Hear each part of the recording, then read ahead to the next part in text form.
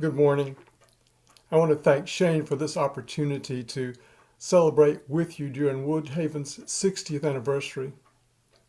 For those of you who may be new to Woodhaven, I'm Alan Baroody, and I was your last transitional pastor.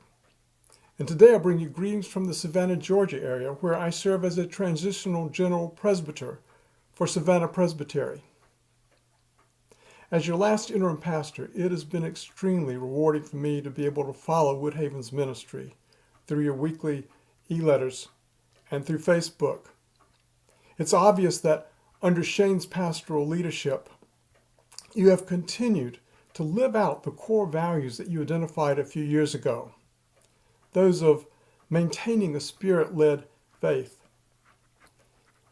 continuing in a very bold outreach, providing creative responses to God's grace, and living out your church life with joyful inclusivity. You followed through with the plans that you've made, those of upgrading the facilities, painting the sanctuary, providing for a wonderful worship experience with a new sound system and with new lighting, and the vitality of the Ghanaian Fellowship continues to enrich the life of Woodhaven's larger faith community.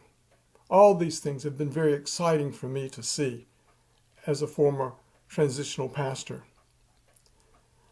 I have many fond memories of my time with you at Woodhaven. Some were touching, and yes, some were trying, and some were, I'm not sure how to say this, whether it would be ridiculous or hilarious. I remember the Sunday that I slipped up on the Lord's Prayer, only to come into the sanctuary the next Sunday to see that there was this large banner across the front pew outlining every word of the Lord's Prayer so I wouldn't make the same mistake twice. Or I remember looking up into the choir only to see a host of singing angels with flashing halos on their heads. And yes, I do miss the wonderful choir that you have and the wonderful ministry that Tracy and Joe continue to carry forth. I know that this year has been a trying one for you, as it has for all the churches in Grace Presbytery and here in Savannah Presbytery. Due to the coronavirus, you've gone from worshiping virtually to worshiping together safely, and now in hybrid worship. And for the health of many members, they must continue to worship with you from home. Your 60th anniversary falls during a year when celebrating together has been mixed with isolation for many, loneliness.